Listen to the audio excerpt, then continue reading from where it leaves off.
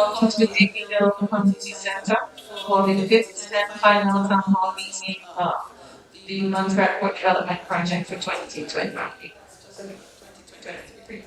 I would like to invite Dr. Gregory Julius to lead us in a word of prayer.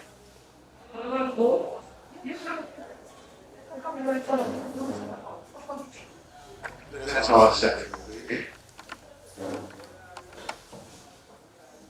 Dear Heavenly Father, we thank you for this opportunity to gather here to discuss Work Project.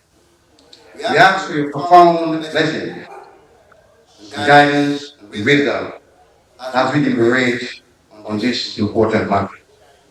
In your holy name, we particularly pray for the construction project engineered by Meridian Company.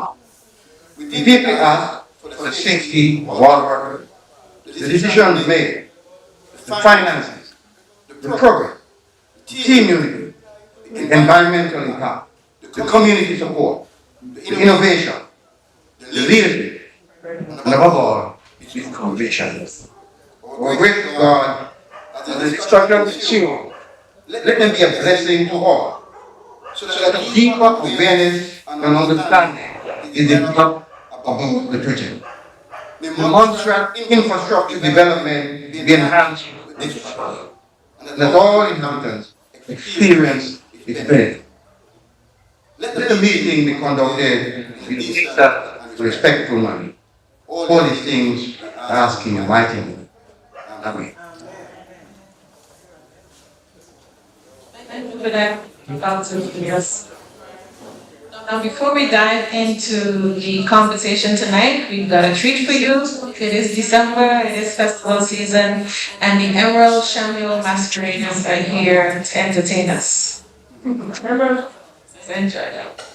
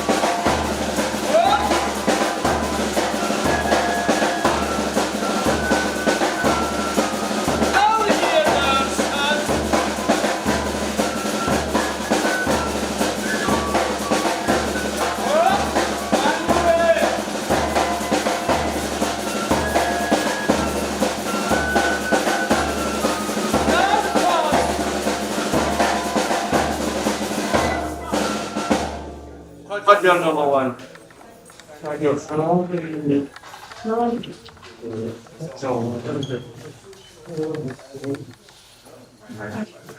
Right. No, no one done.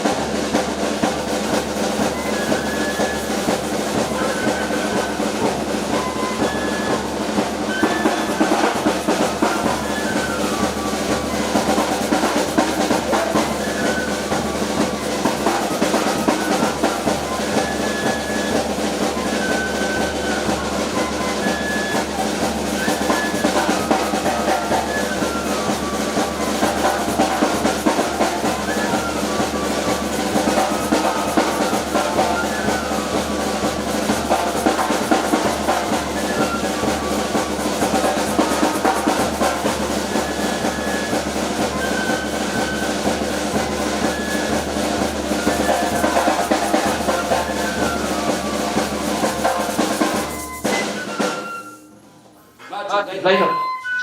Montserrat.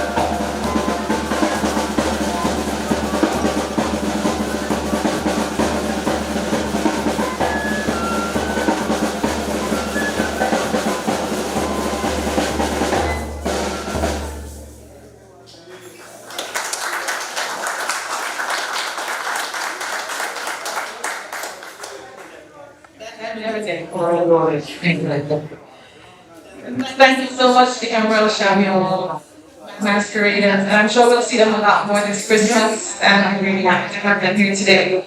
My name is Narissa Golden, and I am facilitating this afternoon session. We're so happy that you are in good numbers actually in the Community Center and also watching online. Thank you so much.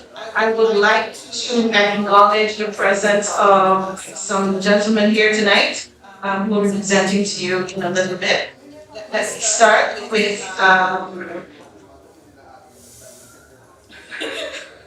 Ralston, who is actually the representative of the government of Montserrat. He's not on program to speak, but he's here. Thank you. He is the project lead on this. We also have Mr. Robert Burdash from Stantec. Thank you. And Peter Waterhopper, he is the representative from Meridian Construction Company Limited, who is executing the port development project here. Also, we have Mr. Glenroy Foster, who is the government of Montserrat engineer of the project. Now that you would have known, this is, like I said earlier, this is the 5th town hall, and these sessions are an important part of the project in keeping you abreast of what is happening with it. They have also been sharing their information on the radio and in the local media, and this is an opportunity for you to have a chance to talk to them, ask your questions, and share any concerns you may have about what is going on. I would like to start by inviting Mr. Glenroy Foster to open the baton tonight to give us some context around the port project and where we are at.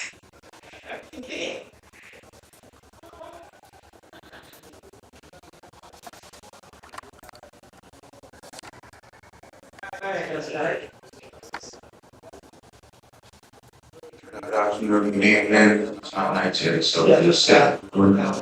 And my name is Glenroy Foster. As stated before, I'm the project engineer representing the government of Montserrat on this port development project. And I'd like to thank everyone so far for coming out. And I hope that information that is shared today would be informative to all, and we can leave this building and this forum more informed than when you took part.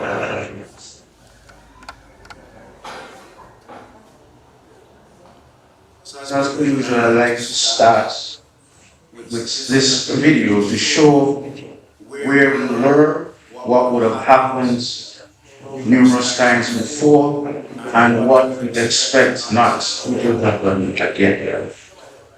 This is the purpose of this project, to ensure that we do not have this situation when we attempt to have vessels docking inside our harbor. This is not to say that if there's extreme weather conditions that we'll be able to dock, but we will never have this in normal conditions that we'll have just we call it normal nonsense. The image shown on screen is a plan view of what the proposed pier, dolphin, and existing pier would look like. So we have all items in configuration. So as you see with my mouse, you have the proposed pier running along here with a mooring dolphin off to the extent, about 30 meters off the end of the pier. And then this would be the existing little big pier that is currently in place. So the new pier that will be built will provide shelter to the area inside here, which encompasses the existing little big pier. And mooring dolphin provides additional length, so vessels up to 187 meters, which is the design vessel that we're working with, will be able to dock safely in our pier and our waters. And also as seen, during calm conditions, we'll be able to dock additional vessels on the seaward side, which is not protected. However, in calm seas, we'll be able to have this vessel. So theoretically, we will have 3 vessels docked at Port Liberty at any one point in time, depending on the sea conditions. This now shows a 3D rendering, to give a better perception as to what we expect to happen. So I said we're creating a safer harbor than what we have existing to allow for protection for vessels, for leisure craft, fishing, cargo that will come inside our waters to be able to apply and that area. So the existing pier will provide that level of coverage. This would show another angle, also showing, as pointed out before, the ability to have a vessel docking on the seaward side, which is the side closest to Rendezvous Bluff, in the event of calmer waters. So as you can see there, according to this rendering, you have two vessels pulled up alongside the existing little bit pier, one on the seaward side, with still capacity for another one on the leeward side of the proposed pier. What this project aims to do is looking to improve our tourism product by allowing for more calls to come to Montserrat, by allowing for safer handling of vessels coming in, both tourist-wise, cargo-wise, leisure-wise, fishing-wise. We need to improve these ability. So the proposed project as we have here that is being undertaken will allow for all of these aspects to be improved. The main purpose that we're looking through with this presentation is to give a snapshot of what would have happened since our last town hall meeting in September. And one of those key aspects that would have happened would have been the arrival of sand and aggregates, which would have taken place on September 27th. The three images shown here showing different stages of offloading and the biosecurity protections that were enabled. Previously, there was conversations around and topical about the potential advent of invasive species coming into the island due to the importation of aggregates. The first thing I could emphasize, loudly and with a nice big smile on my face, is that there's no invasive species that has been spotted, seen, identified on island to this moment. So up until this moment now, that's 5:25 on the 5th of December 2023, we have not seen any invasive species, whether it be the giant African snail or the green iguana or the red palm mite, that have been imported and associated with the materials here. And some of the measures that we would have put in place, as seen on the pictures, you would have seen a little blue film going around where my mouse is showing. That's actually bait, some chemicals that would have brought in some backside that would have been spread around the silo areas, both on the site office area down in Little Bay and also in the laydown area in Piper's Pond. That would have been put around the areas, as well as some copper mesh that would have been put around the areas as well as there being weekly treatments, the disinfectant for all of the materials that would have been brought in. So we're not taking any chances to ensure that we do our due diligence along with the contractor to ensure that no invasive species would have been brought in on our watch as part of this project. And I will emphasize again that there is none that has been identified or seen as of this moment. What we do as well is some of the softer side of this project. So the contractor would have had workers that would have come to work in Montserrat for the first time, and what we would have done with collaboration with the social and gender specialist with the contractor is to put on a Welcome to Montserrat workshop. So the photos here show the second iteration of that workshop, and what this would have done would have introduced workers to different aspects of Montserrat culture, society, and the infrastructure that are available. So we'll talk about various religious aspects of persons to know where the various denominations and churches are, what is available with the healthcare system, so in the event that there's any injuries or anything along that lines, how they can access healthcare, whether it's injury-wise or whether it is normal day-to-day access in the clinics. We would have had one person speaking from the MVO to talk to them about the volcano and what is taking place or not taking place and what Montserrat has to offer in terms of that.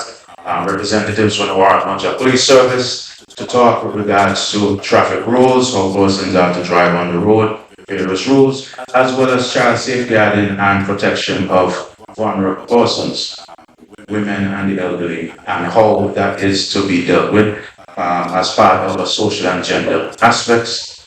We will also have presentations from EMCA and get them to understand the holistic picture of Montserrat as the entire society, as they will be here living and working among us. So we want them to get feel and a better appreciation, understanding, and ingratiate themselves with the community.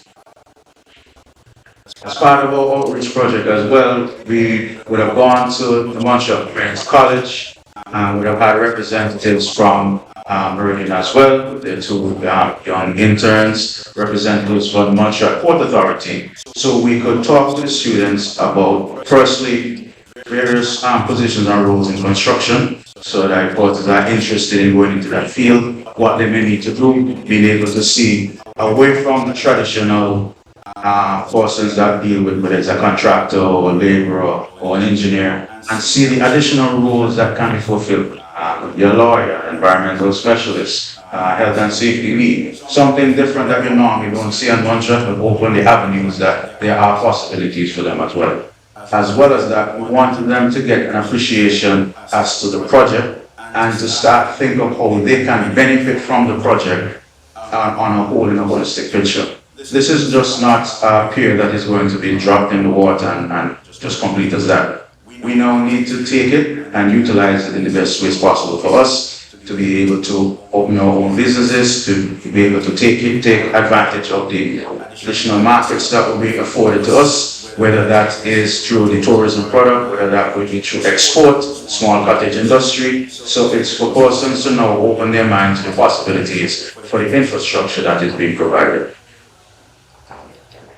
Similarly, we would have had our fisher folks that would have been displaced during the project, especially due to the dredging. So one of the initiatives that was put in place was the provision of trailers for the fisher folk. So these trailers would have come on island in the middle of November, and we had a ceremony on the 17th of November for the persons that were identified through the Fishing Association and the persons to be provided with boat trailers. And yesterday we would have had a meeting with fishers to go through the contractual arrangements with the trailers, because they are to be gifted to the fishers, but we want to ensure that they are treated well, the trailers that they are taken care of, that they can last the lifespan that is expected of the trailers and be able to benefit the fishing industry. What we want to ensure is that walking an efficient trailer would ensure more effective fishing, persons able to get in and out of waters easier and have more fresh fish on island for persons that enjoy the fresh fish. We want to ensure that this takes place, and this is one of the initiatives that we would have done as part of the project. Similarly, on the hard side, we are looking at improving efficiency around the Port Authority itself. So there are equipment that had to be identified, and a tender actually went out and is currently now under evaluation for procurement of telehandler and forklifts. And the forklifts would work for container operations, yard operations, and warehouse operations. So different containers, different forklifts for the various operations that would take on, and we want to improve the efficiency. So we just don't want to provide infrastructure alone. We're looking to improve the softer side in terms of developing personal skills and helping persons that would have been affected, and also improving the ability of the port itself to utilize the project and the infrastructure that is provided to them. Similarly, as part of this project, it's been funded through the UKCIF, so the UK fund, and the project team between the 20th and the 24th of November would have joined other project teams with the UKCIF to discuss the various projects, the stages that they're at, and talk about lessons learned, what could be done better, what has been done well, networking, and see what we can gather from the other projects to be able to implement and what we can share with them.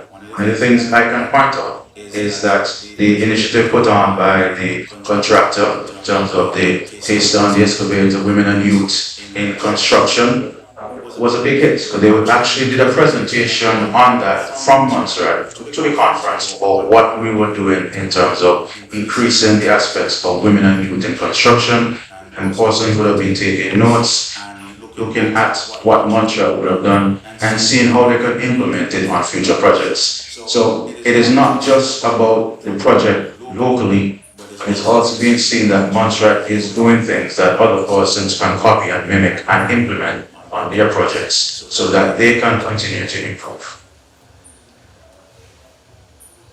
This image shows an aerial view or rendering of what we are looking to achieve, what we want, what we're working towards. So let us continue with the work of ensuring that at the end of the day, we have a facility that we can utilize, but we also are ready to utilize that facility to best of its ability. Thank you.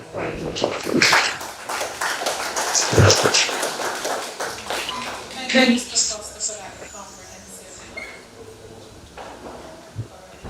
I'd now like to invite Mr. Robert Godash from Stantec to update us on his side of the project.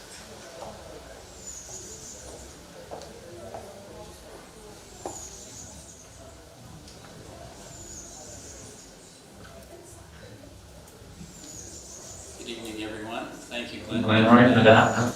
Very well done. I hope you'll be able to keep the bar at that. So here we are again, December 5th, and we've seen a lot in the past several months of activity that's occurring. And so what I'd like to do tonight is talk a little bit about what Stantec is doing. Stantec is the engineer for the project working for the government as a technical representative. So I'd like to go through some detail on that.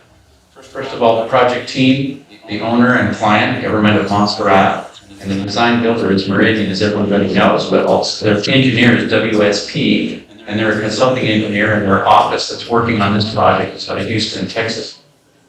And we worked with them on several occasions going through design. We've actually met at their office several times going over a 30% review, 60% review, and now we're looking at the final design.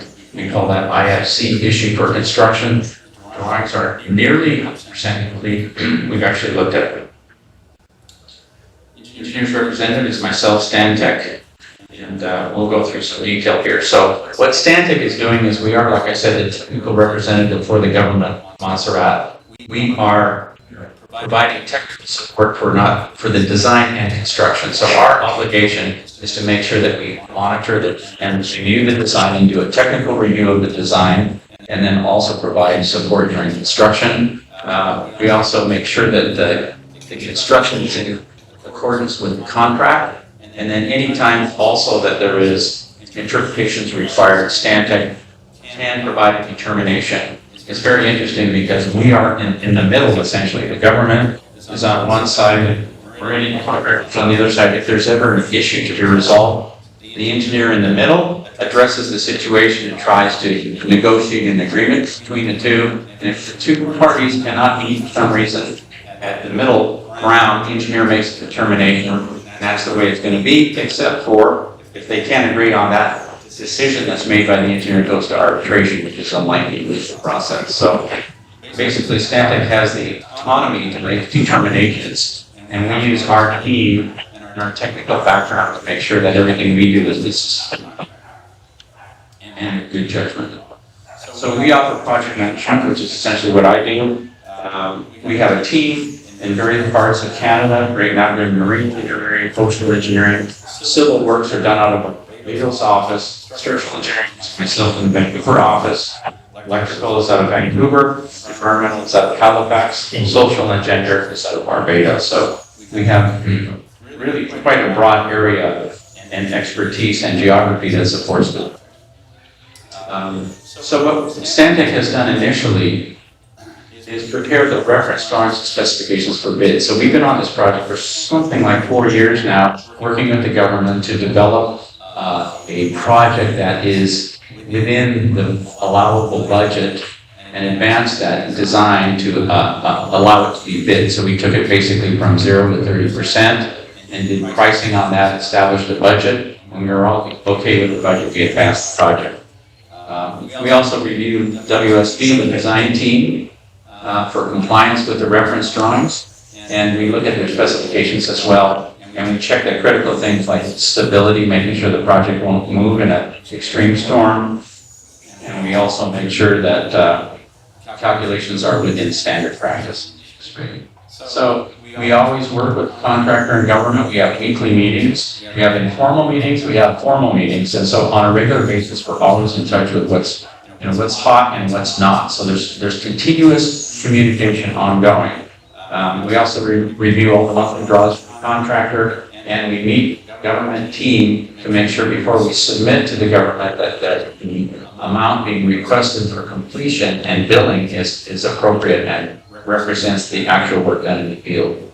We review all the submittals, which is the shop drawings, the design mixes, all the data that comes through. We have to look at it and make sure that it's, again, consistent with the reference drawings and documents. And it's all been reviewed by WSP. We monitor construction and we look at the reporting. The contractor provides reports continuously, and we review those. Any changes in how we manage, and we will be assisting closeout. So in terms of the design concept, initially there was a sheet pile solution, which was a traditional solution, but the contractor at their using their best judgment realized that trying to drive sheet piles into rock and shallow waters was complex and risky, because a lot of times you can have enough energy on the sheet piles and you just basically fail them and they buckle. And so you can't do that work, or if you couldn't do that, you'd have to blast out the areas where the sheet piles go into the rock, grout them in place, which is a hazard and a risk under an unknown quantity of work, quite a significant risk. So they changed the solution to concrete, which is where we're at today. We have a precast concrete solution, which eliminates the risk of all that driving into rock. It's actually a preferred solution because it's more durable, it's concrete compared to steel, and the cover that we have over the reinforcement is substantial so that we can give its 50-year life. So it's a much more durable structure, and it's a more predictable in its behavior, and obviously using local materials and labor, so that's a good thing for the island. The design criteria quickly was we wanted to make sure that we have container ships and ferries and cruise ships up to 187 meters long. This is a sketch that you've seen previously that Glenn White presented. This is also phase 2 is a concept that in the future there will be a breakwater, and this is in the future. It's not near term, it's not being constructed right now, but the pier that's being designed has the ability to accommodate a breakwater like it's shown, except this doesn't show a 5-meter wall that comes out and block the view of those trucks now from this perspective. But I just wanted to make sure that everybody understands that this design includes provisions for this future scenario. So right now, where are we? The issue for construction set was released recently for review. We've actually reviewed those drawings. Came in early November. We've Stantec reviewed all the technical requirements and submitted back comments to the contractor. WSP, the contractor's engineer, is addressing those comments, and we expect them shortly, days or weeks from now. And I mean, 1 or 2 weeks, not a month. And if those comments they're going to be reviewed again by Stantec, the drawings will be updated, and if we find them to be appropriate, we'll submit them to the government for a permit application, because we expect the government, through their physical planning unit, will actually accept those drawings and release a permit for construction.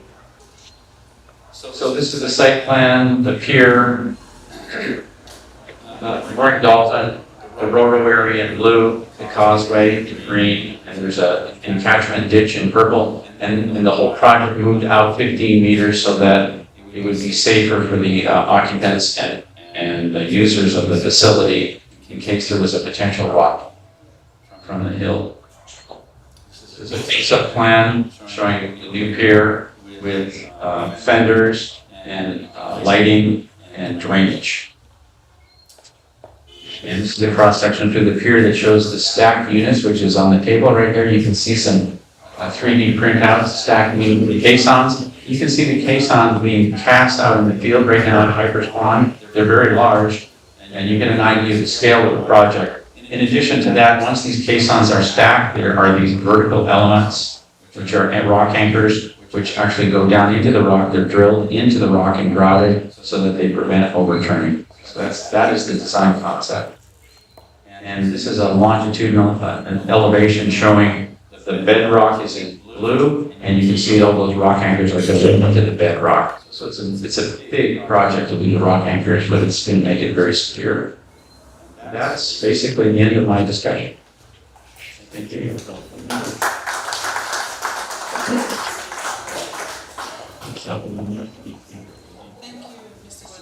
We're going to get to your questions a little later, so please make a note of that so you can come back. Make sure that you get it.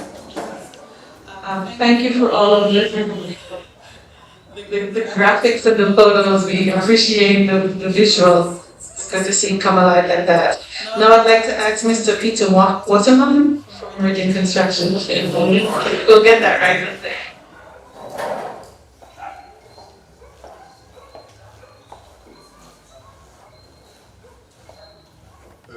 Thank you very much for having us again tonight and to explain where we are. What we've done with our presentation, we haven't really need that design. Rob's done a great job of explaining where we are, the process there, and also the concepts, how we change that from a sheet pile to a concrete caisson unit. And Roy has also explained the softer side of the project, the social agenda, the environmental, some interns, we've had some training over the last few months as well. So I think that's been covered very, very well. We do have acoustic programs that we are doing around the community. Dr. Barnes for that leading on our behalf as well. So appreciate what she does for us and what she does for the community. What I do today is to keep it fairly to the point about the progress, where we are, what we've completed since we last spoke, and then to talk a little bit about the future, what to expect in the coming months. Here I see some familiar faces in the room. You would have seen this drawing before, but this is what's below water in the seabed, or what we intend to do with the seabed below the water. So you would have seen the Elva that was here in July and August, and she was portrayed as such an hopper dredger, so I shoot the giant vacuum cleaner, that's the best way to put it. And we've, in the blue area, especially where the pier is, we've done a lot of the dredging down to depth. We've done the majority of the dredging around the channel here. We've still got quite a bit to tidy up around the edges. We'll be putting in a specialised barge next year to complete that. We've got some struggles with some construction down here. There's also some rocks and boulders and cobbles that we're surprised to have there. In the green area is the existing pier. We've done a lot of the dredging there. You would have seen the red crane on there earlier in the year. And the majority of the dredge is done. Fortunately, there's an area where the wedge is closest to myself, which we couldn't get with the crane, so when the other dredging vessel comes, they'll complete that dredging scope there and we'll coming out that area. So, a lot of that work has been done. There's still some to be done there, but it's a good visual to see what's happening underneath the water. Unfortunately, a lot of our work we do is underneath the water, so you may see us there with equipment and dredges, etc. You don't really see anything changing, but we have special monitors a seabed for us that tells us what's changed. You will see, for those that are first time seeing this drawing here, is the pier area, so where everyone's talking about 130 metre pier. You'll see the blue rectangle box on the right hand side. That area there, we've gone deeper with the dredging there to remove fine material that under an earthquake could liquefy and could cause problems to the structure. So what we'll see next year is we're looking at dredging to do against the cliff area there, and then we'll start bringing material in. Again, you'll just see barges coming, they'll open up and they'll get material onto the seabed, and we'll level that up with the seabed material. So if an earthquake does come, the material will be able to withstand the impact of that earthquake and ensure the structure above it is safe. So that's all happening stuff to see. But just to give a picture, we're not quite there in the full scope there, but we're making progress and bringing another change. And talk a little bit about progress. This is a drawing from, a photo from yesterday. As many of you can see, we've progressing with our quarry. The quarry has been quite a nice win-win for everyone involved in the project. We get the material there that we can use for the project, very close to the project as you can see. And then the intention is we'll get down to the ground level, you can see where the crane is, and then we'll hand that back over to the port, and they can use it as a useful area, so whether it gets used for the quarantine zone, whether it gets used for buildings, but it creates more space for the port. So when you do have the growth, with the new pier, there's also more land for the Port Authority to use for various services. So that's progressing. We've also started to create a bit of an area just in front of the red containers you see there, just behind the crane, our stone spreader is currently in St. Mark. When that arrives, we'll send our stone spreader there, which I talked about last town hall. That's a device that will go subsea, and then we'll create a nice gravity bed. You saw the drawings that Robert showed with the caissons on top of each other. With that gravity bed, we'll go on the seabed and create a nice level bed. So, like the bricklayers, when they do the first brick in your house, they make sure the foundation and the first layer is level. All the bricks above it can be a level above that. So, you'll see shortly that bright yellow, so you won't miss it. Start to assemble that. Further on, you can see, and we'll have another photo after this, you can see the causeway is progressing. We're shortly commencing the legal coastal protection. So you can see the rock there, the grey piles behind the white truck there. That's going to be part of the rock that we put to protect the causeway there and start engaging in the permanent works. The rocks that we currently have on that causeway there are temporary, just to protect the causeway as much as you can before we place the materials. So this is a little bit of a different view here from the other side. So you can see the causeway, the temporary rocks I talked about, the rocks that are being stored just behind the excavator there. They'll be used on what we call the leeward or the causeway, so where the excavator is. And then you'll see on the outside, on the left-hand side, that's the beginning of the permanent seaward coastal protection. So what that means is that would be the outside edge of the pier. So if you remember the photo, the drawings you saw that the gentleman presented earlier, got a block of land, we call it the Ro-Ro area.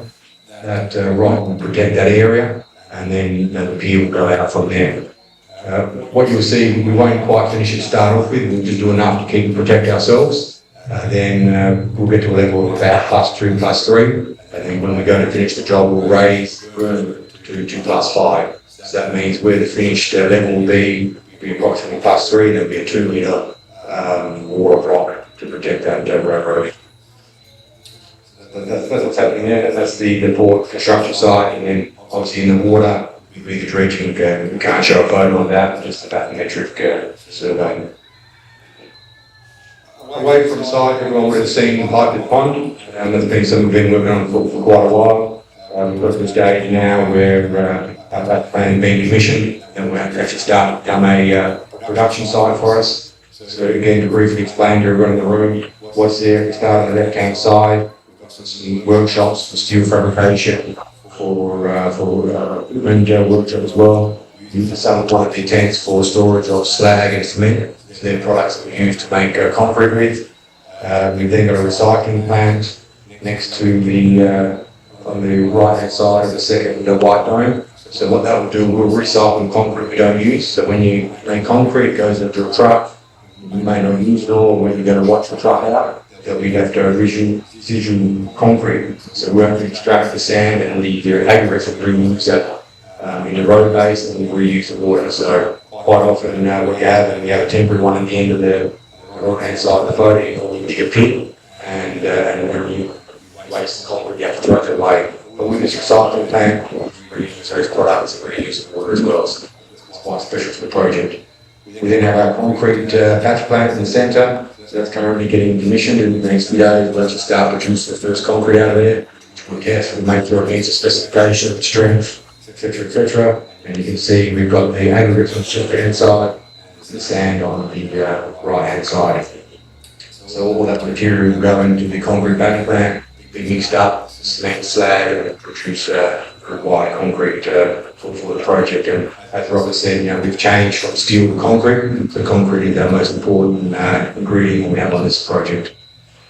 We have the workforce, the lunchroom and toilets, an outdoor eating area, and then we're starting to what we call the precast areas. So the precast areas we will produce all the concrete units that you can see on the table. They'll be bigger than the ones on the table, and they're about 7 metres by about 4 metres and about 3 metres high. So you'll see the formwork, you'll see an inner and an outer. We don't fill it all with concrete. We've got walls about 300 mil and 250 mil. That will form a structure, place them on top of each other. We've got 16 casting beds there, so we'll make a variety of different shapes depending on where they go within the pier. But on a very high level, there's 2 main types of caissons we'll make. One we call the base unit. So that'll be the unit that sits on the gravel bed on the seabed, and that's got almost like a foundation like a house would have. And then we've got the full height units, which are the large units that's in the table again, which will stack on top of each other. So we've got about 325 or so of these produced. So we've got a lot of work there. We've manned up the workforce there with the reinforcement steel. We've started the tie, making the formwork. We use a system called Perry formwork. So it's a modular system, panel system that we clip together. And once it's clipped together, we can continuously reuse it. And any damage to the surface, we can repair the surface of the formwork. But then we'll weeks away from casting the first ones, once we have confidence in the concrete, and we'll start the cast of the concrete. Once they've been cured, they get full strength. So when we say full strength, that's the design strength of the concrete. We'll then move them off the plastering bed. Either we store them temporarily in Piper's Pond, or in the future the intent would be we take them straight to the site once they've got full strength. So that's a little bit of the operation there from Piper's Pond. There is one area behind the crane boom, it's where the black tar is. That will start to be a reinforcement area. So what we'll bring the pre-bent reinforcement bars from overseas, we'll store them there. We'll have special templates where we'll start to make the cages for the caissons, and then we'll store them temporarily. So when we need the rebar put into the formwork, it'll be a quick solution instead of doing them in situ like we're doing at the moment. We did that for a reason, to understand the rebar, understand where the clashes are, understand where we can maximise the efficiency. But moving forward, we'll start to precast those cages. That's a bit about Piper's Pond. It's a very important site for us and reduce the units required to the FIA. Some more detailed photos of the concrete base plan. So this is about 60 cube an hour, so the cube is about 1,000 litres of water. Do about 6,000 litres of concrete an hour for full production. We've got 50 tonne of slag and 50 tonne of cement, which are in our silos. And then we've got the ovens here, which will set the sand, different size of aggregates, and then it all gets mixed just in the centre there, where it's all measured to ensure we have the accurate quantities of the quality that we require. We've got it, you probably can't see it in the shadows, we've got some additives, so we do add a little bit of chemical to make the concrete a bit more workable for us. So that will be added during the process. And you see two big black water tanks there that to ensure when we need the water, when we mix it, we have the demand met instead of just using the down supply. So the down supply will fill up this water, but then we have a specialised pump that can deliver it to the mixing unit in quite a quick way. That's our setup. We'll see more activity around in the coming days, and that was very important for us next year, and potentially for other projects of mine as well, in discussions to help supply concrete there. This is a little bit of what I was talking about in the aerial photo of the caisson units. So you can see the full height units that are in the centre there. So they're the units that you see on the table there. Well, they will be. At the moment, that's just a reinforcement. And add concrete to that. That's what the generally showing. You'll see on the left-hand side, they're the base units. So they'll be the units that we put on the seabed and we'll build up from. So you can see here we've got quite a crew going there, tying that reinforcement. We've got quite a few base units going at the moment, because obviously the important ones we need to get down first. Currently we've got around about local workforce about 40, and then we've got a total workforce through the staff, the workers outside of just shy of us. We've quite a big project at the moment, so it's quite important that we progress with these quite important. Some key steps moving forward that are underway at the moment as well. Brock's talked about the IFC package for the design. So with our design, we're closing that up for us to have it closed up and move out of that phase. We're very clear on what we're building, how we're building, the details to it. We just need to get the comments incorporated from the engineering and government for the drawings. Permanent materials, Glenn were talking about the aggregates and sand that arrives from the Dominican Republic. We also received the cement and the slag. So we receive those in those white molds. We can carry the cement in the slag. And we've got concrete aging issues which are in the plastic pipes that are there as well. At the moment, we haven't delivered from the sand miners is the coastal protection material. So we're trying to use where possible as much local material. So all the rock we'll place for the coastal protection will be local rock. Yeah, it's not designed to ensure we can use that. It also allows for any future expansion, any repairs, etc. We can use local materials. And it also reduces the need to put any further with the river sand, which comes by security risk. As Ben said, they managed to manage that, especially sightings or to many invasive species. We've got the fibre material, and also the fibre material that was there underneath the pier was that we dredged it deeper on the base of the concrete material. Again, that will come from the sand miners on the island. So we're in discussion with them to produce that. That's to a certain specification. The grading bed, which is where the base units grow on top of. The general fluid is our quarry. We talked about the aggregates. We talked about the rebar at the moment being delivered pre-ban. That's coming from the States. They are in current security. We talked about the cement slag, concrete mixtures. And we're also at the moment we're in discussions with suppliers for the marine furniture. So these are the fenders, the bollards, etc. It's not just for the new pier. The existing pier will get some new fenders. We're in discussions with the government at the moment to add some additional fenders and bollards. We're looking for them to see what we can do there. And potentially also to assist with some replacement equipment for their discussions. As I explained about the case on here, so the rebar time will continue. That will continue for the well into next year. Pour some concrete pouring and curing, so you can see us pour the concrete. Once the concrete's poured, that's not at the end of it, we're going to finish the units at the top, and you can see it dark curing. When I say curing, is you need the concrete to dry, and there's hydration, there's also the chemical reactions happening. You need to make sure the existing concrete to ensure that cures properly and becomes a competent unit. So you see I've got having some sprinklers on the units, you'll see us having some mesh bags to ensure that we cure the concrete properly and be confident. We talked about the dredging earlier on, so that will happen next year. We talked about the causeway and road, so you see continued placement of the rock. We'll start along the causeway there as well, not just on the outside. And then the equipment, I said the stone screws in St. Martin, formworks arrived here. We've got concrete truck arriving in 2 weeks' time. We've got temporary works that are being built here. So we've purchased some from Europe. We purchased some from other countries, but we're also fabricating our own temporary works in the workshop here. So that's great. We're able to do it on the island. I don't have to buy everything in. Another ship of steel coming next week. We intend to build the templates for the put that on the island. So it's both trays over here. It's brilliant. And also the trays for doing this templates and stuff. And then lastly, on the bottom there, we've continued to onboard all efficient staff. The last 6 weeks, we've been quite aggressive with that.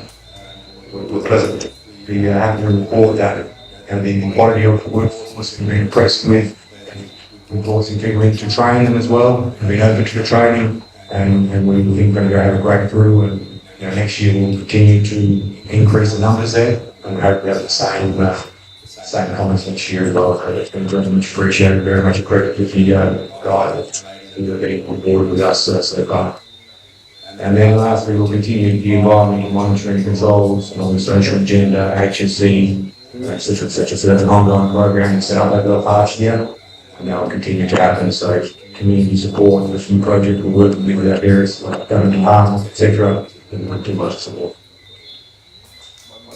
That's it. I hope the time myself a little bit, not all writing, so I'm still getting to the question. Thank you for that. That was also quite comprehensive. You mentioned environmental. Have a seat. While you put your questions together, there is a microphone in the center. We hope that you will make use of it to ask for clarity on anything that you want to know more based on what you heard tonight. Peter, you mentioned at the end about environmental monitoring.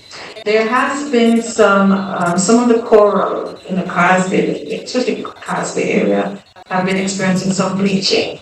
How much of that is climate change in terms of our waters are too warm, and how much of that is coming from the impact of what you are doing in creating the causeway? How are you monitoring all of those things happening on the water?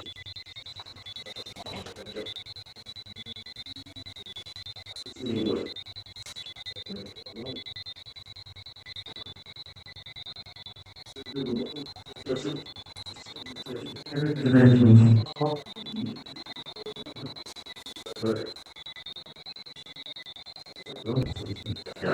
working now. So two things. We talked earlier about the other town halls where we've done coral relocation. The government has direction for standing to move coral to certain areas. We relocated those corals and monitoring those corals. I'm not an environmental expert. My knowledge of bleaching is more around the increase in the sea temperature, not so much from the works we do. We do have the turbidity there, managing the silk curve and water testing that. But we also see turbidity is also a natural occurrence in the ocean as well. So you see when we have heavy rains, you'll see that the water will wash out the beaches, and there's strong waves, etc. will also erode the beach. So that happens. We are trying to control as much as we can as part of our agents to ensure as much as we can. Fortunately, with dredging works and reclaiming land, that's occurring. To reduce it. Let me just ask how the corals that have been relocated. So the feedback I've got is going well. Some of them also been affected by the bleaching as well. Some have been knocked around, others are very healthy. So there's been no broader feedback I've got from divers. Is a success. Continue to monitor that as well, and to see how that goes. Thank you. Any questions? Go. Use the microphone, honey. Oh.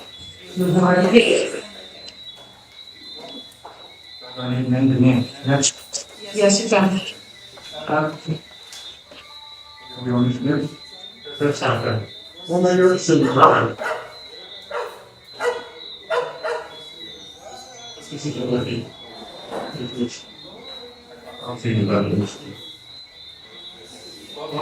Anyhow. Yes, you can. Let's go. Okay. Somehow later. A lot of fire. It's all about.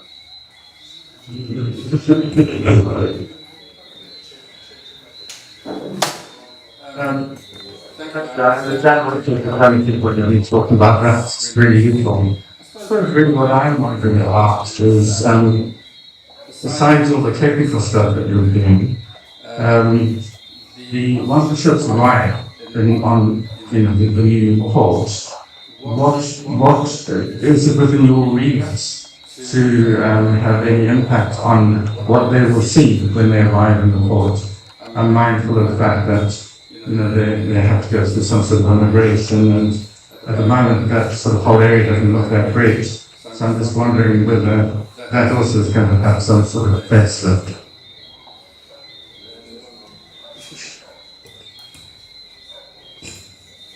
For us, it's not part of our remit. We build the structure, we do the engineering, which is being done within a scope. So we have the right to move to change material, but we'll be the outline through the contract. So if you want a pier this long, and you want a year, and you want a road, that's all being defined for us. Even the quarry area was part of the initial permit. That was something that was in place that we took the opportunity to take on board. We will really wrestling Vincent project, doing some buildings and renovation, etc. Plus, we just put the infrastructure on the board and we do Just too much to ask, but I suppose also make a reference to the activities. If you succeed to give an arrival of guests or tourists, whereas we're providing food stabilization study, which provide recently that has been reviewed by standard, and the intention is to can for mitigate the civilians flow, we can make it safer and comfortable, we can make it more better in the future.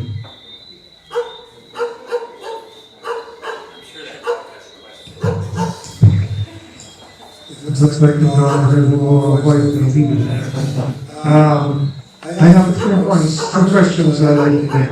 First off, when I drive past Piper's Park, the the boxes that you're making right now, the rebar that you're bending, is normal rebar, not epoxy treated rebar.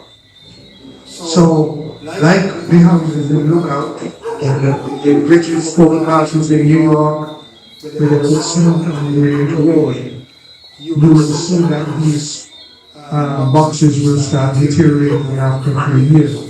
I know that you can plasticize the cement to waterproof it somewhat, but inevitably the salt water will permeate and make that rebar swell and then crack those boxes.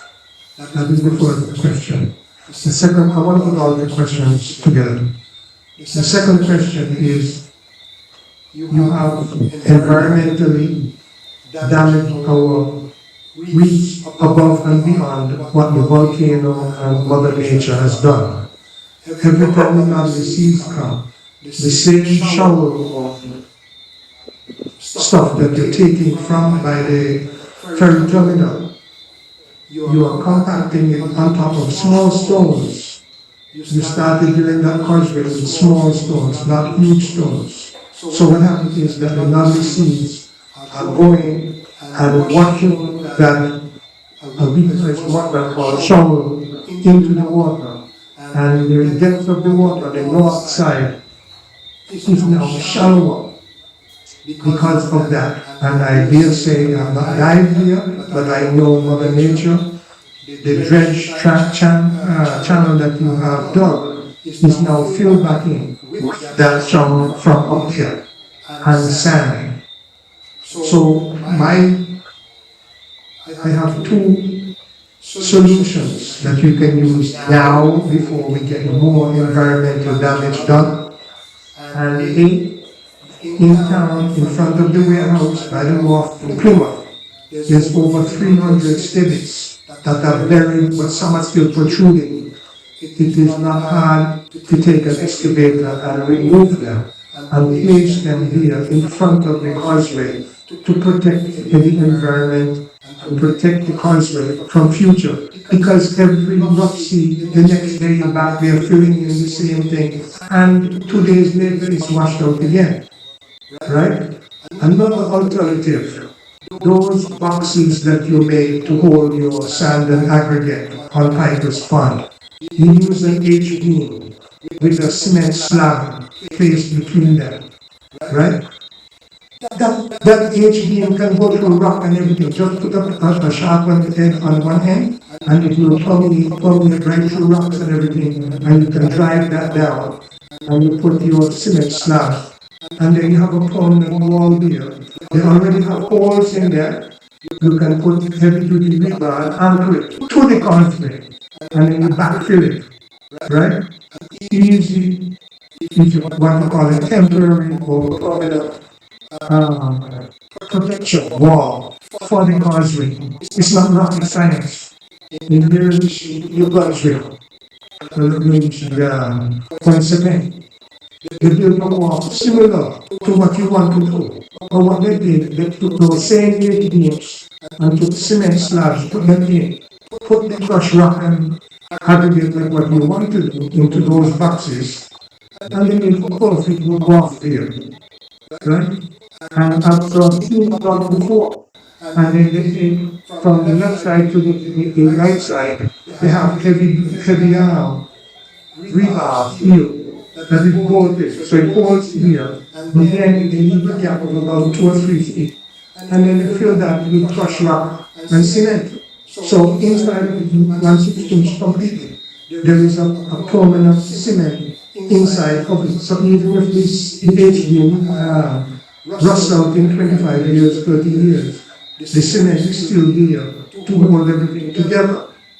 And it hurts my heart and environmental people's heart to see every time a Nazi comes, the water is completely brown of the mud and shower that is washed out into the ocean. It's one of the past 3 weeks I've seen you all started bringing the proper huge rocks and you're putting them down on the end. But it's too little too late. We already environmentally covered or reefs and so forth with the mud and so forth from the stuff that is washed out every time we get down. It's every way it comes up. I was joking with Mr. Patterson the other day. I said, have you seen the new beach at the causeway? It formed actually, it should form a beach in front of it. So that's what I have to say for now. Thank you. Here's one.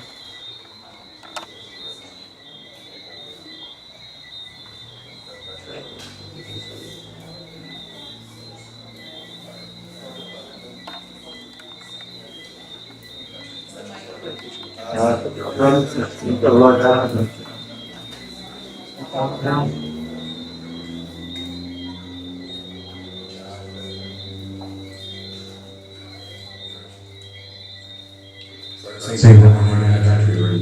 So the first thing to do with concrete cover, we have 75 cover over the enforcement. That's the standard across the world. We put oil and gas terminals, we do infrastructure. This is the standard accepted by the engineers. We have professional engineers in the US that have designed it and signed off on it. And they have a professional responsibility to ensure that this lasts a design for 50 years. It's a reason we went away from steel.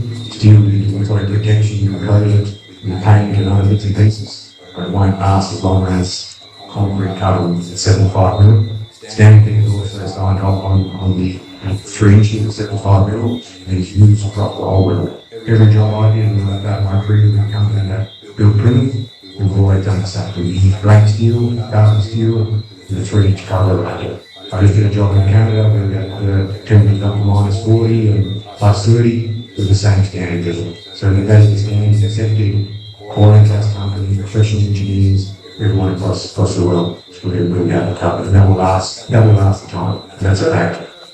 Everything from last year.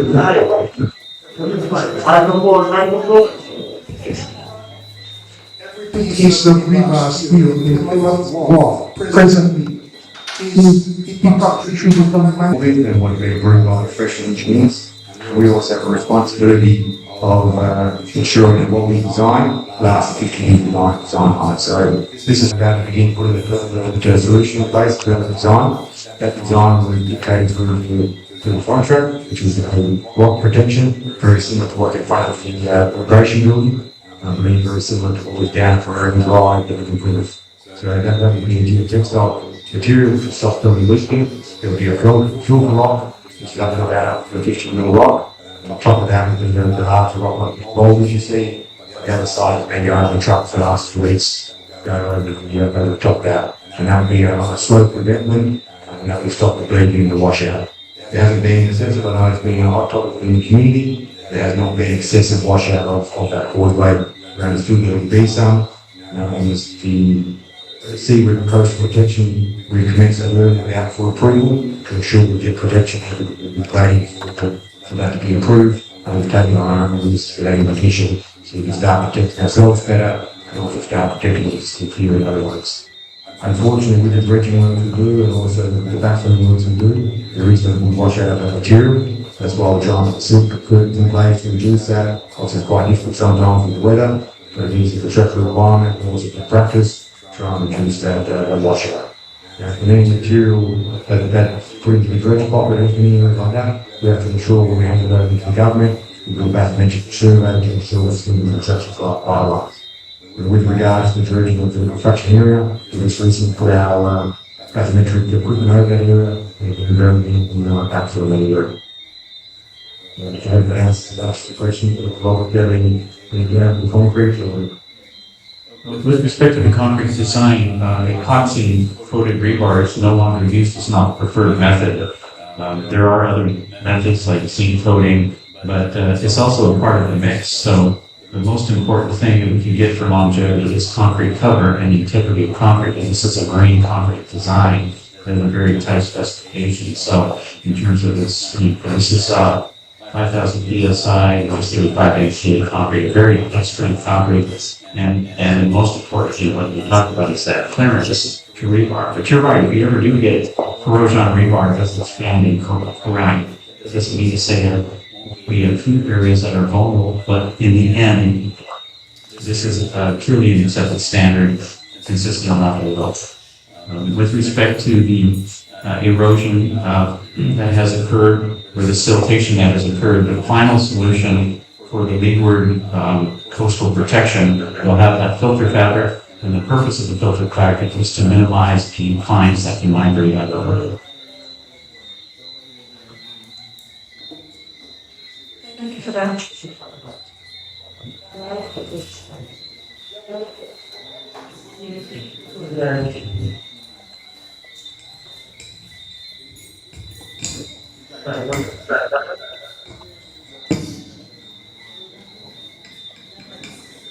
Well, we suggest some mics. Let me remind you, this Saturday, the Meridian Construction site, you are invited to a Women in Youth and Construction event from 8 to 12 at the Meridian site in the Bay. You're welcome to register if you or someone in your family is interested in participating in that. Go ahead. Is there a warranty on the port project? Like, from the builder's point of view, is there warranty? How many years warranty are you giving to the port? And if something were to happen, would you be the ones coming back to do repairs or to fix it back? That's the question I do.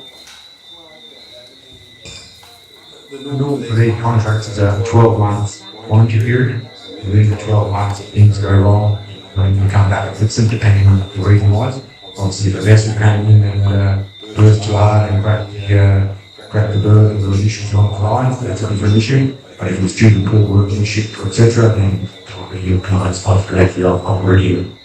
Part of the reason of having this standard the third party to the contract is they monitor what we do. So with all the engineering, as Rob explained, they've got engineers in Canada and various parts of the world where they double check all the individuals and figure out we have enough rebar, we have enough concrete, and the specifications are correct. If we do the construction, standard it there as well, so before we pour any of the case on these, they come and have a look, make sure the rebar things, enough numbers, spaces, and still alongside our own quality management system. You can get the quality of the product. During the construction, if there are any issues with the quality of the products while we're in the construction, that's on us to fix it and then provide a solution to ensure that it doesn't take away from the longevity of the project or the particular project.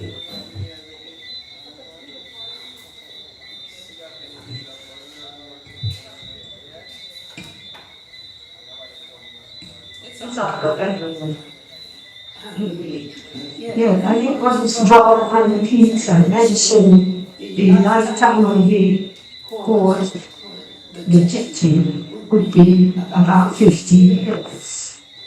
I mean, it would be alright for me, but for my children, it's thinking about things, fishing,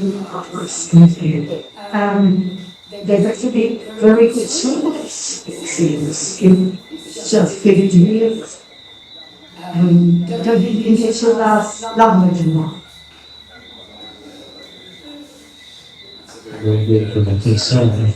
However, it's the structure, when you make try to make it as permanent as possible. And lifespan of many structures on the planet right now, sadly, are between 30 and 60 years.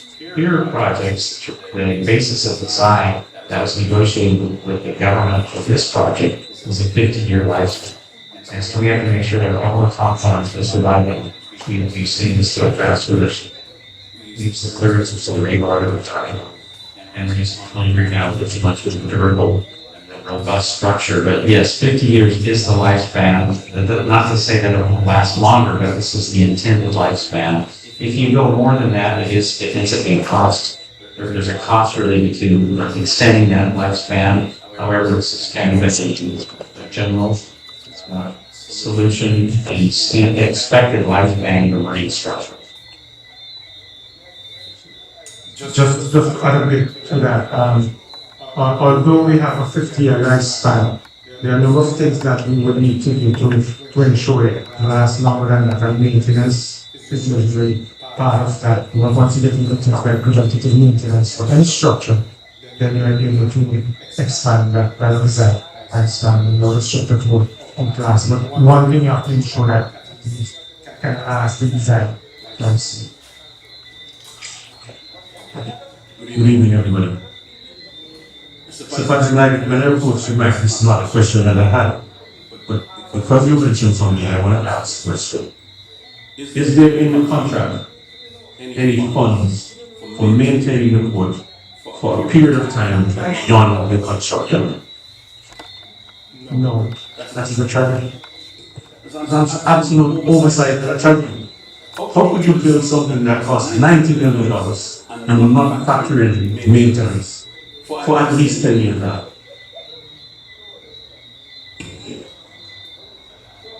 I understand what you're saying, sir, and you being a civil servant will realize for all of our capital projects, we have been unable to at least garner maintenance funds as part of capital project. Usually maintenance is treated, maintenance funding is treated separate and apart from the capital fund.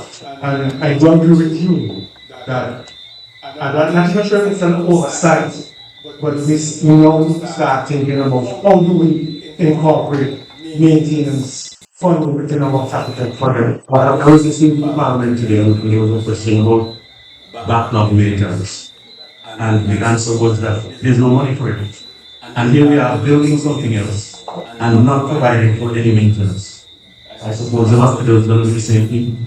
Build a hospital and you provide no money for the maintenance of it, no money for the operations of it for us X amount of years. We're doing things wrong. And we know it's wrong. And one of the things that I think we need to do as civil servants, as you say, and as government for Montserrat, we need to put these things in the contract, regardless of what somebody else says. And they need to ask for this and no funding for that. But it needs to be recognized that there is a requirement for maintenance. Anyway, another problem I have with this project, and I mentioned it at one of the much earlier meetings, and I must tell you, I'm extremely disappointed to see that a project of $90 million counting has no proper computer-generated graphics to show people what you're actually talking about and what you're looking at. No 3D renderings up to now to show people what it will really look like. And I'm saying this because I was in the audience, and that was the first question coming at me. What was it like when you understand what are the issues? Right? And people come up with a perspective of what you're trying to build from a 2D drawing. You're going into a village community and showing people a 2D drawing of a port, and you're expecting to understand what it is. You can't. You know? And I really think that some money needs to be spent on hiring somebody to do some 3D renderings of the port and come up with some CGI graphics to do a flythrough or something of the area so people see what it is. I recall years ago, 2012 maybe, we had CGI graphics for the whole of Little Bay. You could have walked through the entire Little Bay with graphics. You recall that? That was 12 years ago. Certainly we could, not 12 years, 2012. Certainly we can do that in 2023. And I don't think it costs that much money. I really don't. So somebody needs to pay attention to that, because that is a deficit, a deficiency when you're coming to supposedly update people about what is going on. So hopefully you'll address that going forward. And stemming out of that is that what you did present, you're presenting conflicting drawings. I'm looking there and I'm seeing a drawing with some rocks on the side, and then you show another drawing that doesn't have those rocks. And the gentleman Peter is explaining that when you see this particular drawing, it doesn't show the wall that's going to be there. So how do I conceptualize all of that? And somebody would be paying attention. Somebody who just walked into the room this evening what would you get from that? You cannot get anything from that. So please pay a little bit more attention to the details so that people can actually see what is going on. I may come back later.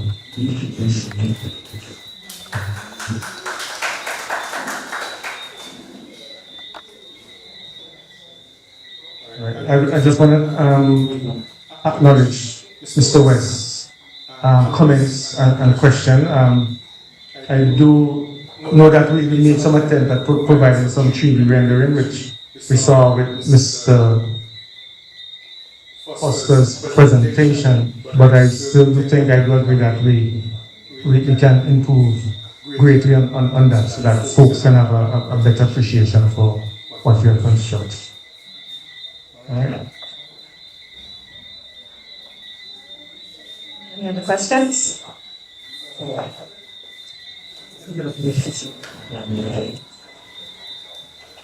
Yes, I'm back again, but it is indirectly depending on the WAF. I spoke about the studies that are in town, but that I in my term I call it kiddie pool. That's in front of Benny and the sports bar. There are approximately 6 studies here, but the whole thing is a total mess. When you're constructing those box caissons or whatever you call them, if there's some that are not up to par, you have all the equipment, the 100-foot long crane boom that you can lift out those rocks, extract those rocks from there. And if you break up the shower in front of Benny and make a proper protected kiddie pool, because like now with the Dudley Seas, the whole of, well, a lot of Little Bay is covered with stones. And if that protected place is there, senior citizens and handicapped people can go there to bathe in security and safety. Even the doctor over there, she goes and sits down in there in the little 4-foot patch of sand that's left there. That's all that's there. And she goes almost every other day to go there to bathe. So if you all can make a proper facility here with the leaflets from the boxes, just like that top box there appears to be broken. The top box, isn't it broken? Is it like all the rest there? You look like them? Okay, all right, it's broken to me. And I heard in your book, all of the lectures, that this new wharf will assist the fishermen, but I don't see any facility on there, because the wharf is 12, 15 feet high. We with our little small pirogues have no way of docking alongside that dock. Granted, we can go to the old wharf, which is the step, but a yacht comes in and ties the chain, his rubber boat, in front of the step, so we can't use it, because we feel somebody's going to steal it. In once that we don't steal boat, they might take your outboard engine off the boat out there in the moorage, or your gasoline, but they ain't going to steal your boat.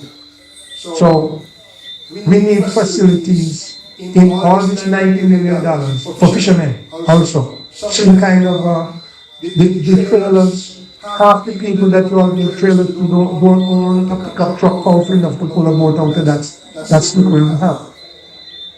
But anyway, thank you very much.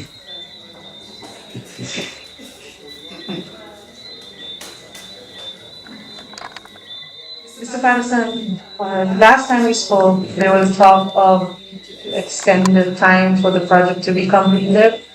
Do you have a new date you can give us? That's been agreed, contracted, all of that? So, as of today, based on the extension we would have granted and agreed, the date is 9th of May, contractually. I know the contractor would have spoke last time of September. He would have made a public statement of that as well, and that is based on the works that he expects to have done. The way production is going currently, he's aware of the various delays that he has on hand, and so he's projected that to be September. But contractually to date until we would have had another agreement. It's 9th of May. This is exactly why Stantec is on the project. There's going to be two different opinions here, and we need to bring both parties together and agree on what's going on. We've always asked the contractor to be realistic in his projections. So if there's a difference between contract and the real timeline, that's for Stantec to address very carefully.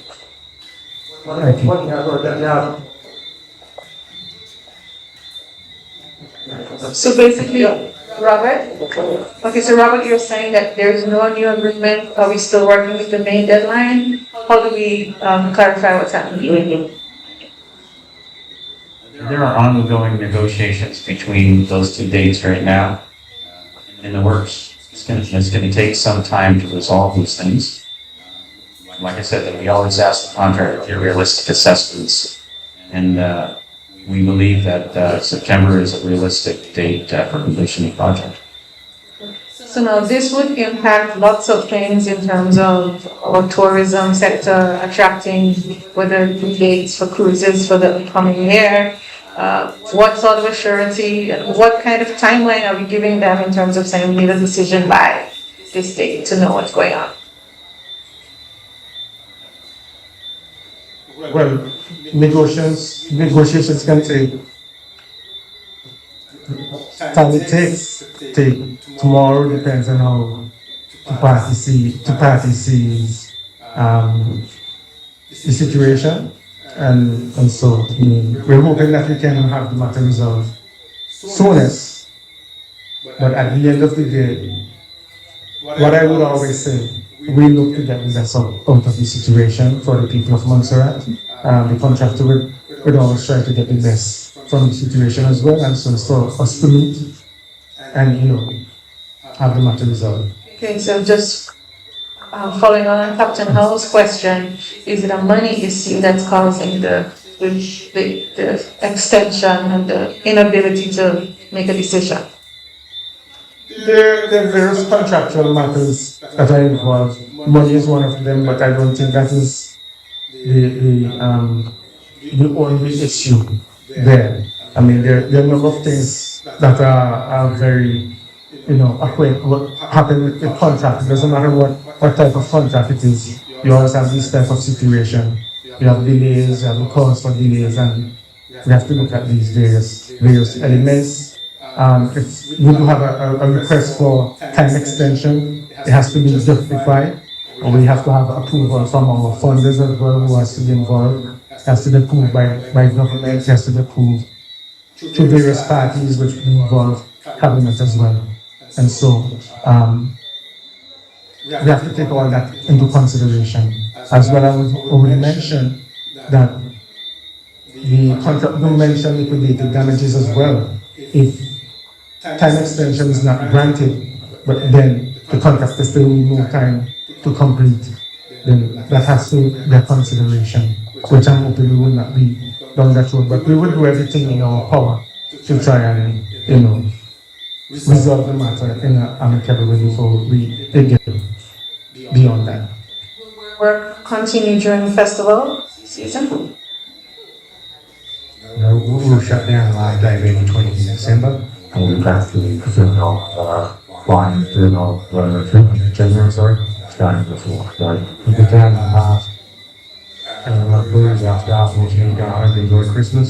And people need to have a time to spend with their family, refresh. Jobs we have worked through has been very difficult to gain support of the rest of the world as much as us in the building. And then we need to stand dig around and be pressed. We need other supports. So we will make a decision to let everyone go home, we live in Montserrat or elsewhere. They spend time with their family during Christmas and come back to them. Okay, clarify the date, 20th or 28th? 20th, 20 is our last working day, and then the first working day will be before 12 January. Thank you. Yeah. Patterson, following on from your answers just now, people of Montserrat are frustrated that everything in Montserrat seems to take longer than everywhere else. It's just very frustrating. And I hear the last meeting, the contractor stipulated when he was going to start, and he was going to start when you said he was going to finish, right? No. If you hire somebody to do something and they tell you point blank, I cannot finish it before X time, there is no longer any conversation about finishing it before for the same money. That cannot happen because they told you this is when I can finish it. So the only conversation has to be how much money do I have to pay you to speed up? What other conversation can you have? No, it does not reflect that, Mr. West. You have to provide a justification as to cause. But I said it can't, the contractor is telling you I cannot finish it before such and such a time. So then why should I be paying him if he can't finish such and such a time? He has a contractual obligation to finish at a particular time. And I mentioned before, if it is his fault why he can't finish that time, then the contract speaks that one. Right, so it's all about money. The time is no longer an issue. It's all about money. About explaining to Or him paying you. It's all about money. If the man says, I must move this from here to here and build this, okay? And I cannot do it before such and such a time. What is the argument after that? It's only money you have to be discussing. We just need to nail it down and start to talk money. Anyway, in following on from that, I should know your name by now. yes, you know. Peter, what I want to ask you, and I guess it's towards the same thing about how long will it take. We see that you're now building the formwork for your caissons. By the way, I hope you've already discussed patents with Lego.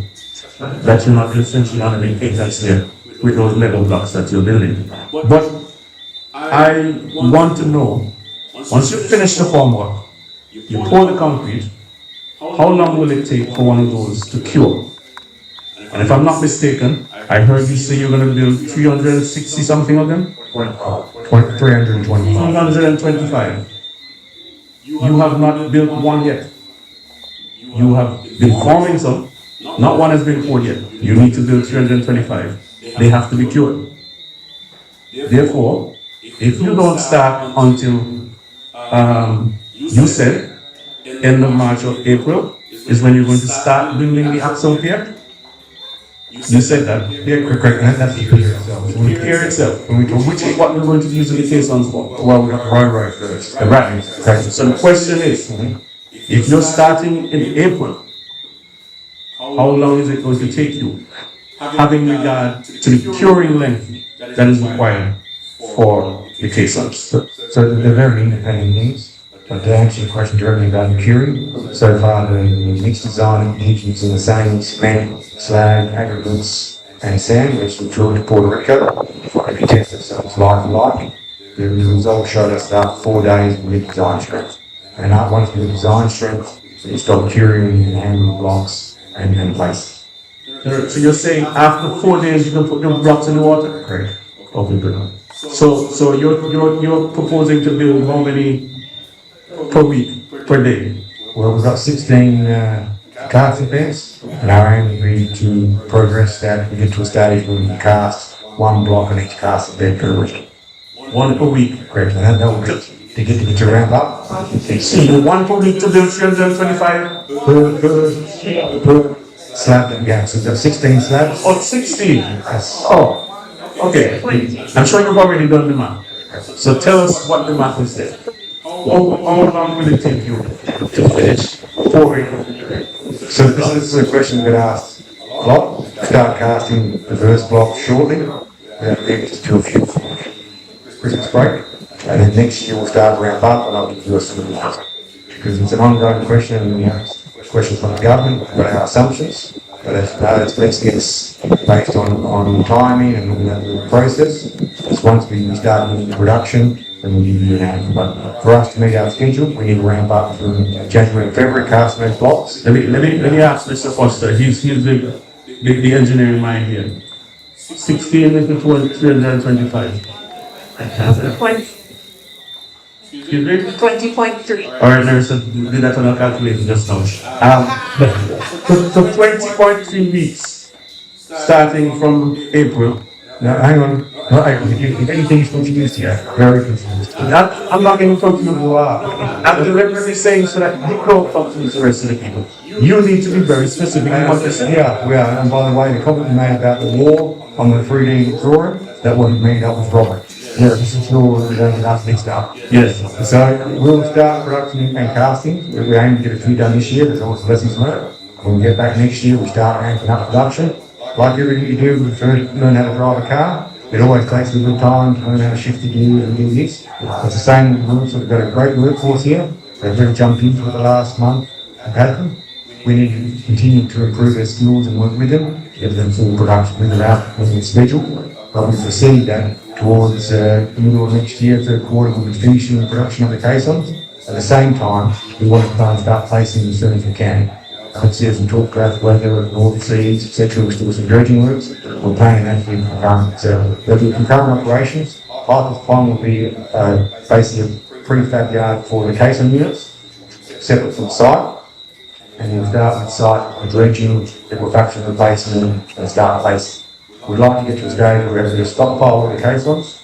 And so we'll have weather, might be raining for a day or high wind or whatever it might be, so the stockpile. And then we'll start delivering to the work site and still Okay, and just one more along those lines. How many caissons do you think you could be placing per day? Surprisingly, we match them together. So we'll get two per day in the water, but that's the easy part, lifting them in. You see the design we've got, we've made them big keys so that we can lift them in the water. Very simple. There'll be days we get more, especially the simpler blocks at the top. The lower blocks, we've got to get a special subsea stone spreader, spread the gravel bed first. So those days we might get one or might not. But in the order of getting the gravel bed on the seabed, preparation to receive the other units. And what's quite important, it's not just about the block placement.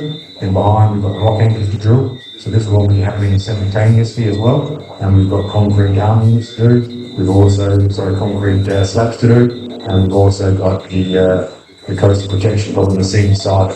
It'll take a few months to deliver the trucks, etc. So there'll be quite a few operations happening at the same time. I'm sorry for being a little bit pedantic, but I think it's important. When you're finished building the actual structure with the caissons, you're going to have to put on the furnishings that you mentioned. All of the bollards and what do you call it this side? Defenders. Alright? So the question goes back to what Nerissa asked earlier. What can we say as government of Montserrat, tourism department and others, to the cruise ship operators as to when they can plan to come back to Montserrat? Is it going to be October, September, December, January? When will we actually see a port that can receive vessels? It's a loaded question. I think I'm going to stand aside of that one, but I would like to say one thing that's very important. And philosophically, the team that I mentioned, the project team, which is Government of Montserrat, Stantec, and Meridian, we all have an interest in closing this thing out as soon as possible. The government wants to have it done as quick as possible to satisfy the residents of Montserrat and also for the business and commerce opportunities that are in front. And they don't want to extend any contract with Stantec, which could happen if it goes longer. Contractor does not want to continue.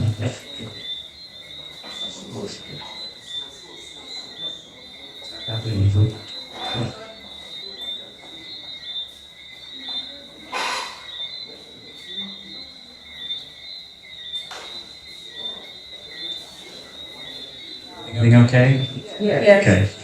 So the contractor does not want to extend the project because each day that the contractor is on site, it costs a lot. Costs per day are significant. The contractor has a vested interest to complete the job as early as possible. Stantec has an interest to complete the job as early as possible because it's difficult to extend our contract and we need to finish as well. So all parties have a sincere interest in trying to complete this thing as soon as possible. The contractor does have options to accelerate the schedule, and once they get into a steady state program of production, they can see how they can enhance their schedule by double shifting or whatever makes sense at the time based on their experience. All right, just to add a bit on the comment. We must take into consideration that the tourist season for Montserrat in terms of cruise arrival usually start around November. So we have to take that into consideration in terms of looking at when we do want this to be completed.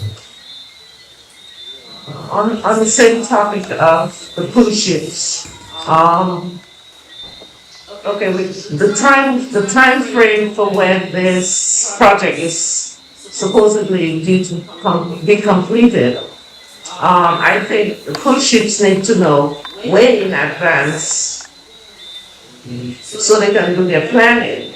So if you're saying it's going to be finished about, let's say, September, that is not enough time for the cruise ship for the year 2024-25.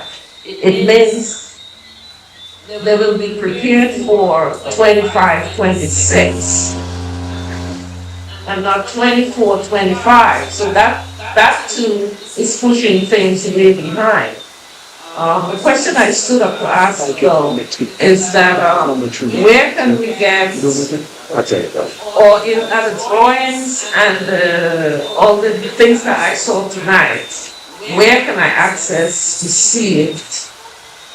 Is it online, or where do I go to see if I want to examine it more? Because it's the first time I'm attending this meeting. I do not live here permanently, but I would like to know where I can go and have a look at it. All right, so all our town hall meetings presentation online. You can also visit our office in trainings as well. It's the project management office, or the contractor's office is right there in Little Bay. And so you can visit any of those offices and get the information. Just to respond on your first comment, and you're quite rightly so, to get cruise ships to come to Montserrat is actually 2 years of work that are required, and we are cognizant of that. We have been working with the tourism department. I know they are off to Antigua this week, and we have shared with them the project information as well. They were at the Caribbean Tourism Festival some time back, and we would have shared with them information. We took information to that conference as well regarding our port construction.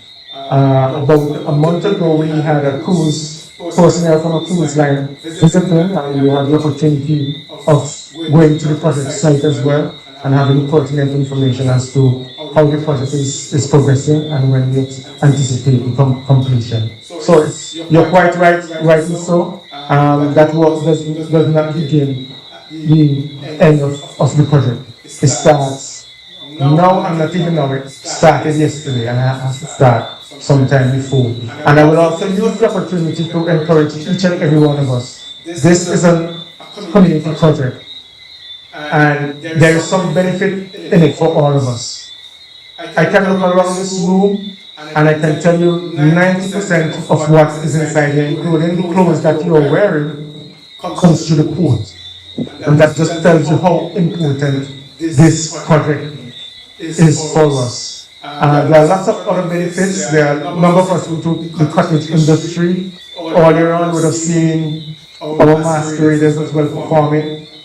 And so, as Montserratians, we have to position ourselves to benefit as much as we can from this project. And in closing, I'll just remind us that community progress is always our purpose. Okay.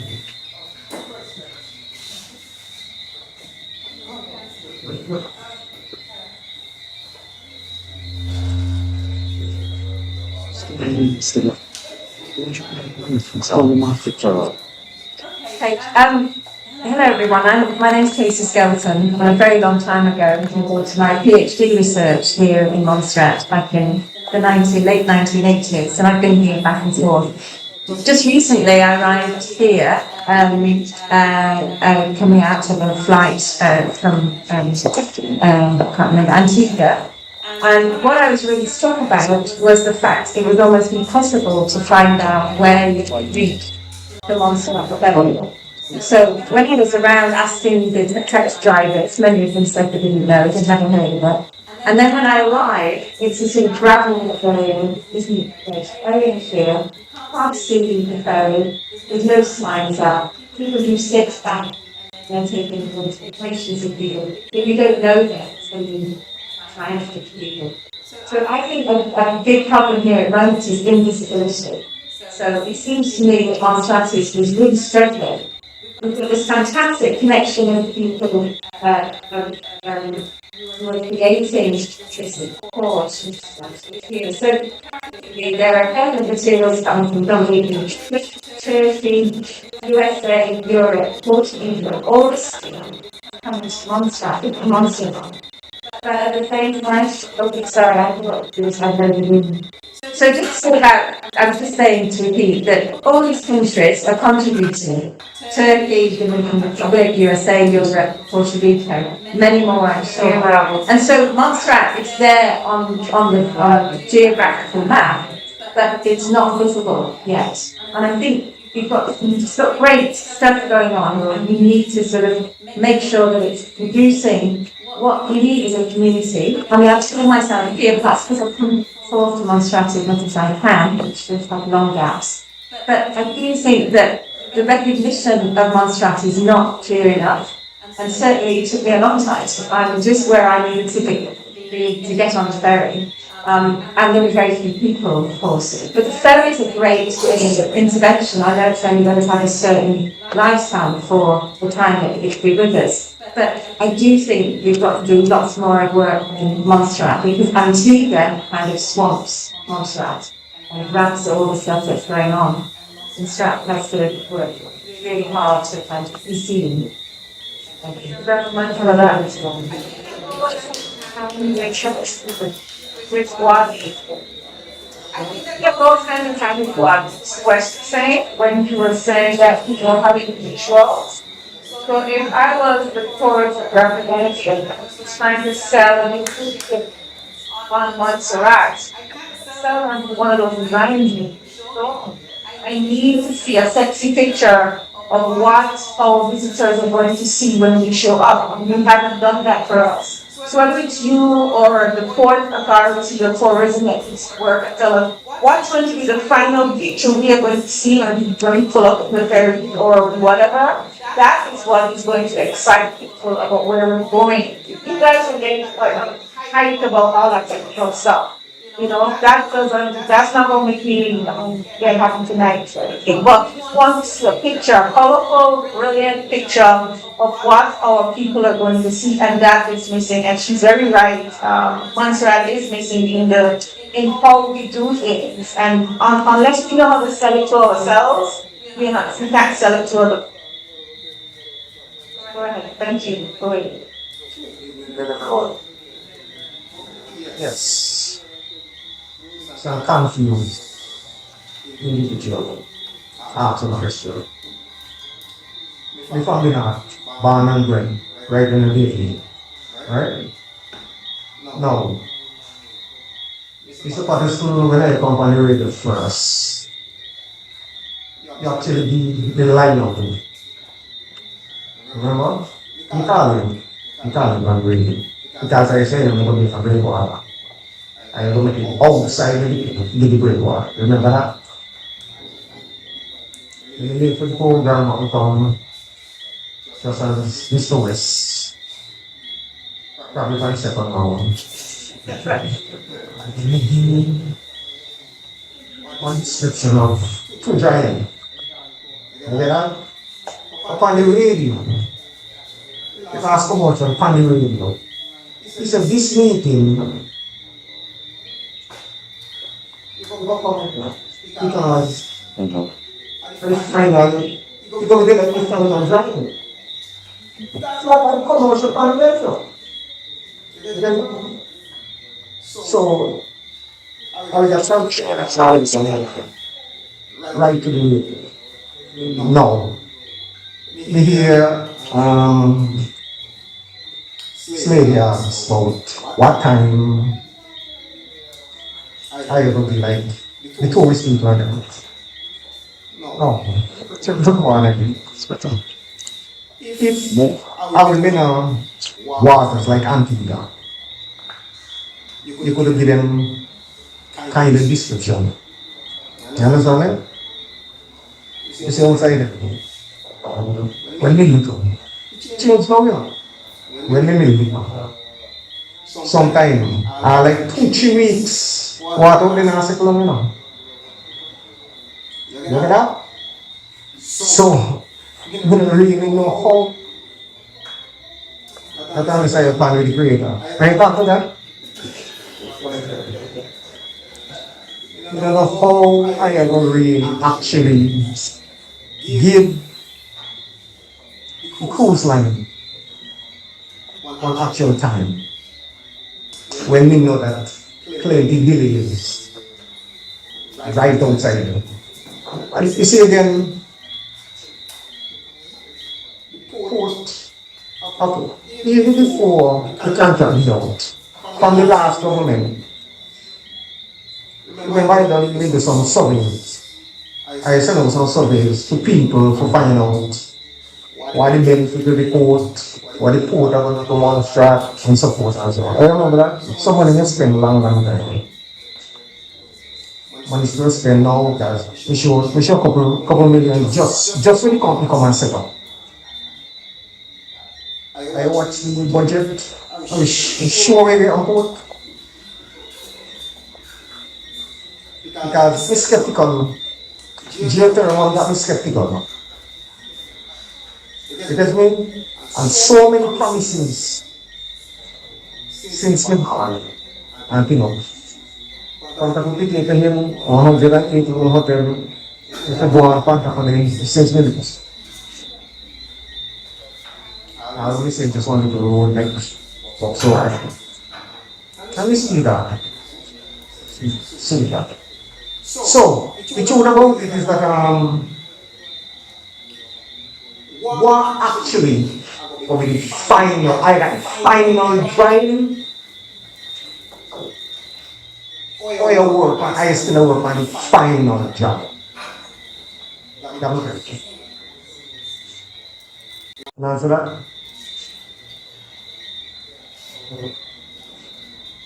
Right. So you mentioned you arrived late, so you would have missed some of the earlier drawings, and Robert James just spoke to we're now reviewing the what is called the issue for construction drawings, which would be the final set of drawings. Those are going to be final review. They have not been submitted to the physical planning authority as yet for approval, and that should be happening within a few weeks or within short order before the is complete. So that would answer your question. They have not reached the government side as yet, but they have reached the consultants who's currently reviewing those drawings. That's why we start off as a conflict. Right? That's why we start as a conflict. Because you got drawings. But regarding the cubic Moses, I mean that's the another change not that I got. What we always respect on the board comments from our public. The truth is there are some things that at this time we cannot incorporate and may not be able to incorporate at this time. I'm not sure exactly which comment that was made that we should incorporate in terms of the designs, but there are other aspects that we have to take on board. Question about tourism is a very important one that we can't wait until at the end of the project to start to look at getting crews arrival here. That is an important thing, and we have that on board. We have been working with the tourism department. The project is not responsible for getting crews vessels here, but how we advertise it, and I will take Ms. Golden comment on board. We need to advertise and put Montserrat out there to showcase Montserrat that we are building a port. And I'm saying to you, we are building a port we will build the port and we'll have the cruise vessels coming here, we'll have container vessels coming. Yeah, I understand. Just remember we can't be there all night, not let them comfort you are. Stand cool and down. They understand? It's still arts. Give me the only we can say. The final grind. I got that. No.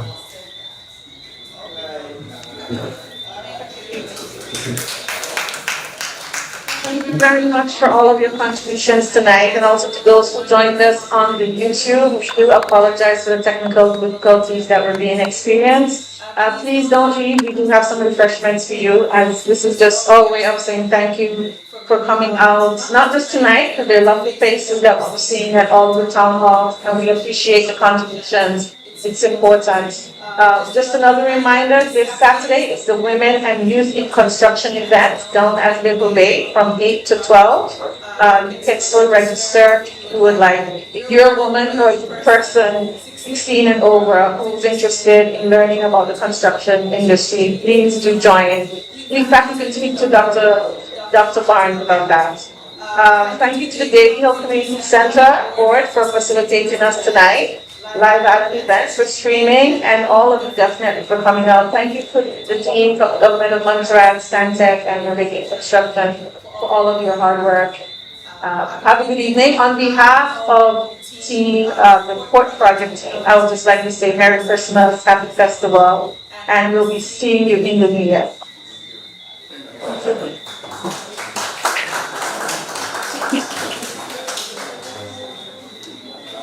Yeah,